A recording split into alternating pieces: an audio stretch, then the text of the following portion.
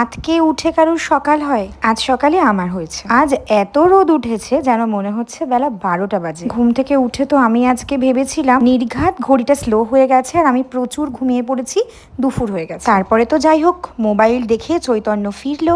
স্বস্তির একটু নিঃশ্বাস নিয়ে সকালবেলাকার ছোট্ট ছোট্ট কাজগুলো সেরে নিলাম এক এক করে। সারা দিনটা কেমন কাটবে তার চাবিকাঠি তো সকালের উপরেই নির্ভর করে, তাই না? আজ সারাদিন অনেক প্ল্যান আছে, অনেক চাপও আছে। তাই নিজে ফ্রেশ হয়ে আমার শিমুল পারুলকে ফ্রেশ করিয়ে টিফিন রেডি করে নিজেকে রেডি করিয়ে যেতে হবে আজকের দিনের প্রধান লক্ষ্যে। প্রত্যেকদিন সকালে উঠে যদি তখন আমরা ভাবতে যাই যে আজ কি কি কাজ আছে, তার থেকে অনেক বেশি সহজ হয় যদি আগের দিন রাত্রে প্ল্যানটা করে রাখা যায়।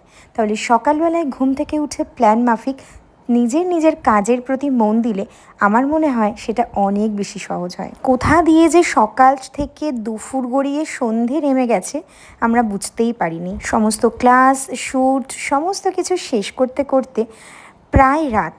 তো শ্যুট কমপ্লিট হলেই তো হবে না, ছত্রকার হয়ে যায়, মনে হয় আমফান বয়ে এসেছে আমার স্টুডিওতে। সব কিছু ফ্রেশ করে আবার নতুন করে সাজিয়ে পরের দিনের প্ল্যান করতে চললুম বাড়িতে। বাড়ি ফেরার পথে আমার গুলগুলিদের জন্য আরো কটা গুলগুলি। ওদের সাথে এখন আমার অনেক কাজ, তাই এখন বিদায় নিতে হবে। সকলে ভালো থেকো, শুভরাত্রি।